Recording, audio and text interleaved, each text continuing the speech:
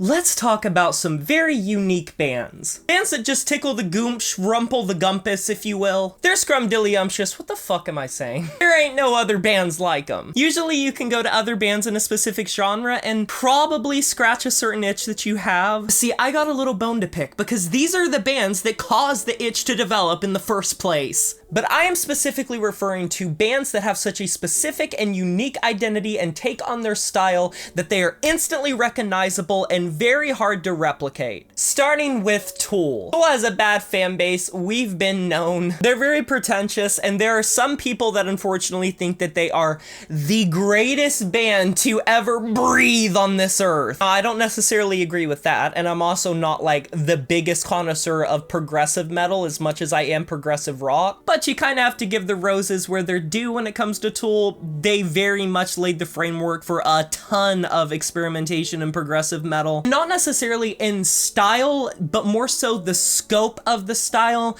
They didn't necessarily bring in influences that had never been tampered with before. They more so just took progressive metal and progressive rock and made them very hard to play. It is really funny to joke about Tool being nerd music, but that's kind of the case. Tool is nerd music, and I don't think they try to hide that. The way that they do these complex time signatures and rhythmic pattern changes, and the songwriting as a whole just being incredibly complex. Even amidst the pseudo-socialite meeting of the pretentious progressive rock and metal fans, they still very much stick out, and you can instantly recognize a Tool song. Let's talk a little bit about Chino and the boys. We're talking about Deftones. Deftones are awesome. I've been deep diving their discography recently. It is so sensual. It is so low and husky, but also sometimes low-tuned and very distorted, and the shoegaze influence is all there.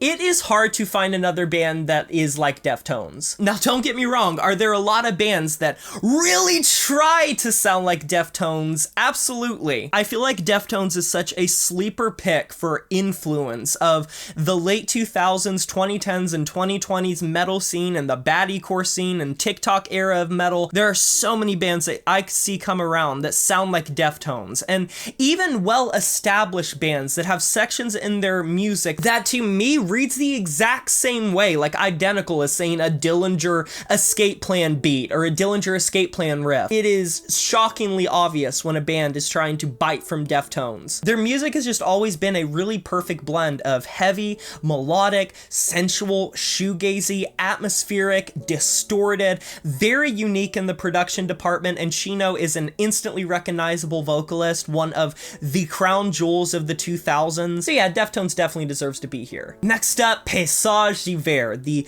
solo Swiss black metal project, one of my favorite black metal projects of all time, and this is a unique entry in a unique list. Paysage d'Hiver is a very long-winded, atmospheric black metal project, ambient black metal project, with a heavy focus sometimes on field recordings and dark ambient influence, coming together with incredibly shrill, brittle, lo-fi black metal music. Now, just a couple of things. My favorite black metal subgenre is atmospheric black metal. It's my favorite form of black metal. I love it. So right off the bat, means a lot to me. But atmospheric, ambient, lo-fi black metal music, there's a plethora of it. So I don't think I can emphasize enough just how impressive it is to me that Paysage d'Hiver is just this unique. There's such a meticulous beauty to the records. Specifically, Involved is my favorite record from Paysage d'Hiver if you want sort of a general gist of what the project sounds like. And it's not going to be for everyone. It is very uninviting. It is incredibly cold. I say this term often, but full body experience. I can just sink in a Paysage d'Hiver record and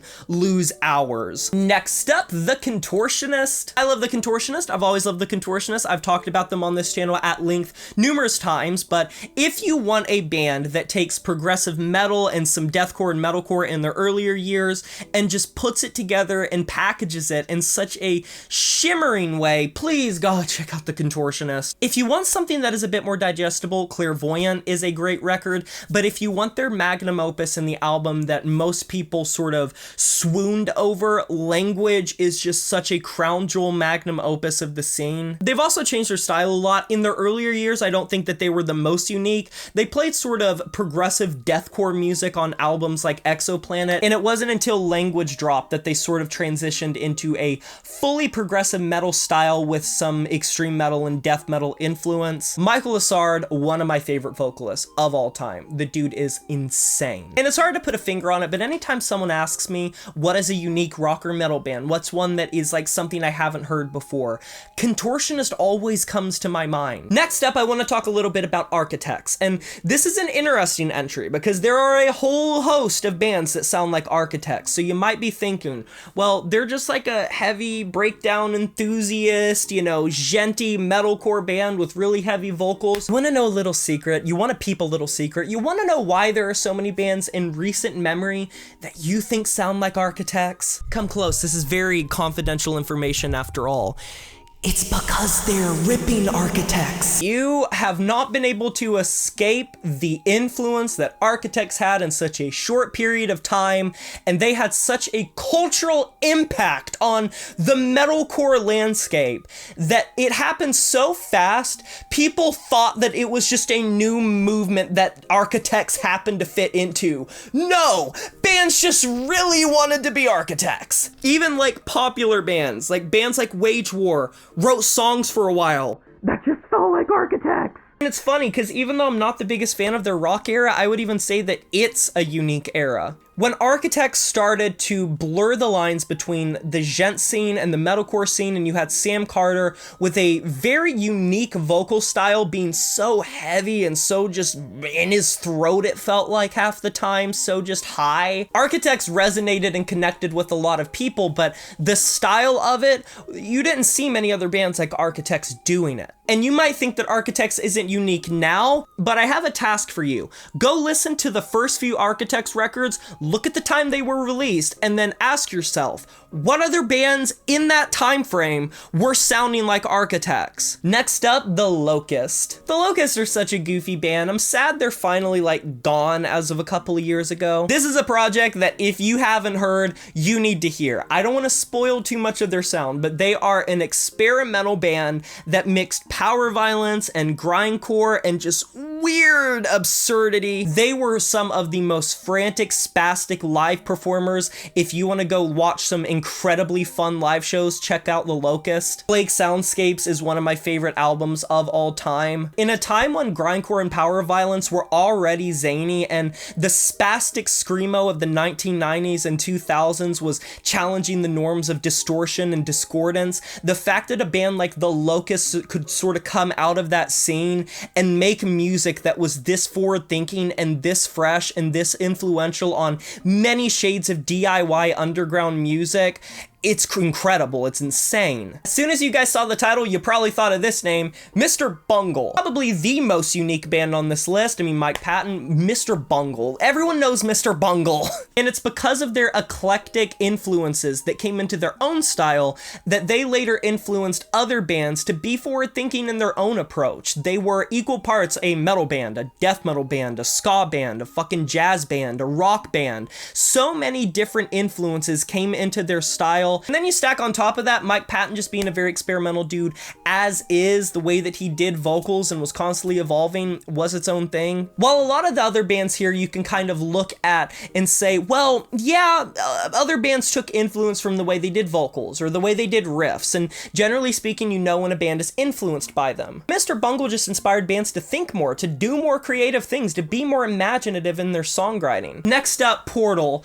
I'm so sad we're not getting more Portal material. What the hell is Portal, man? I remember when Vexavoid blew the internet away in the metal community, and then no one thought they could do anything better than that, and then Ion came out. It was very hard to faze me, just for the record. It is very hard to scare me and terrorize me when it comes to art, but the cacophonous feeling that Portal encompasses, and those damn vocals, specifically on Ion, genuinely scare me. Genuinely scare me. I have never heard a band with so much atmosphere and so much insanity to them. Another band that I'm thinking of off the top of my head that I didn't even write down for this list that kind of could go shoulder to shoulder with Portal in terms of insane experimental death, blackened music, extreme metal music, Ulcerate. Ulcerate is another band that could have very easily made this list. If you want death metal that is on the verge of insanity and feels like it was written during active psychosis, some of the most claustrophobic compositions compositions you will ever hear, and some of the most freakish vocal stylings and riff ideas. Listen to Portal, listen to Ulcerate. This one's a bit more on the nose, but I feel like they very much deserve to be here. System of a Down. The alternative and nu metal scene was interesting. There were a lot of bands making sharp political commentary or just commentary as a whole. And then on the other side of that, you had the very emotional bands like Linkin Park that were making music that was very sad. And then you had the very angsty skater boy fuck you music like Limp Bizkit were doing, very experimental dark stuff that was more centered around some of the rap moments such as Limp Bizkit or Korn. And then you had bands that basically were just screaming at the world like Slipknot in anger. So System of a Down sticks out like a sore thumb. I feel like you could chalk it up to multiple things. Number one, they are just phenomenal songwriters. They are once in a lifetime songwriters, once in a lifetime instrumentalists, once in a lifetime vocalists. So that already gives you, you know, surprisingly, a massive leg up. And then another part of that would be their commentary, how they took politicism and put it in such a sharp way. The way that they wrote things felt very symbolic, but also incredibly blunt. Despite being so aggressive, they were also so smart and tuned into the political and social dynamics at the time that it's uncanny. And the way that they filtered through a lot of their past from their own country was incredible. And then a big thing that I feel like a lot of people don't really mention that much about them is their Armenian heritage. When you have a band or an artist that takes roots culturally and specifically musically from a different part of the world, of course they're gonna sound unique. The minor little embellishments in their style is always going to bleed through and make it more unique. Next up, Eigore. I don't think I gotta give too much of an introduction when it comes to Eigore. Everyone knows him. He's the dude that blew up because he took black metal and mixed it with breakcore. And yeah, that's pretty much it. It's really cool. It's a cool hybrid. And I don't really have much to punctuate it with. It's fun. It's frantic. It's really well put together. And I don't think the breakcore or black metal influence really drown each other out. And that's kind of why Eigore is really cool to me as a spectacle. And just some very fun music if you want something very off the beaten path and a combination that you don't think should work, but it really does. And I think this should be people's example of mix more things with black metal, please. It's very cool. And speaking of black metal, Liturgy. I know people don't like to hear it, but Liturgy is very experimental and interesting. You can say whatever you want about Ravenna, you can have whatever opinion of her you want, but when it comes to Liturgy, there was not a single other black metal band in modern memory that caused so much controversy and polarization. What is more black metal than that? I mean, when Liturgy was making waves at the same time Sunbather by Deaf Heaven was making waves, the black metal world was in a frenzy. You would have thought that Euronymous came back from the dead and Var killed his ass again. And I've honestly yet to hear a lot of solid arguments against Liturgy as a band being unique. You can choose not to like it, maybe it's not your cup of tea. It is a very idiosyncratic take on black metal, and I do think that she can come across as a little pretentious sometimes. She is obviously very self-absorbed when it comes to her general like worldview and how she produces her music. She takes it very seriously. But I think that is the same passion that dictates why Liturgy is so interesting to begin with and so worthwhile. Next up, Mishuga. There was a time when djent just really wasn't a fucking thing. And Mishuga's guitar tone was considered groundbreaking.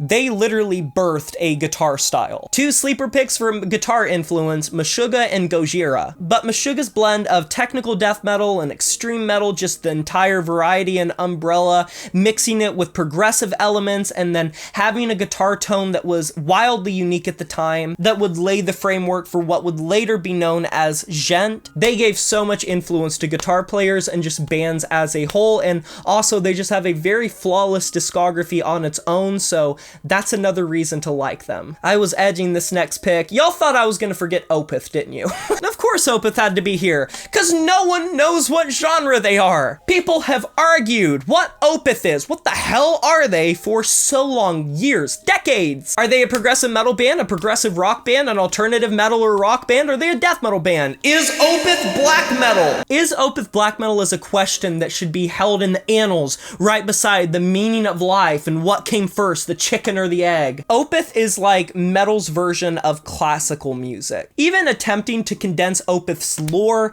and discography and genre changes, good luck, buddy. Good luck. Maybe I'll do that eventually. Maybe I'll deep dive Opeth. But that wraps up this video. What are your opinions of my list, and what would be your list for some of the most unique metal and rock bands that you've ever heard? Let me know down in the comment section below. I can't wait to hear it. Agree or disagree, there is no wrong answer. Be sure to like this video if you enjoyed it, subscribe to join the review family today, and smash that notification bell to be notified of my future uploads. You know who it is. My name is Jay Morris, and I'm signing off saying farewell.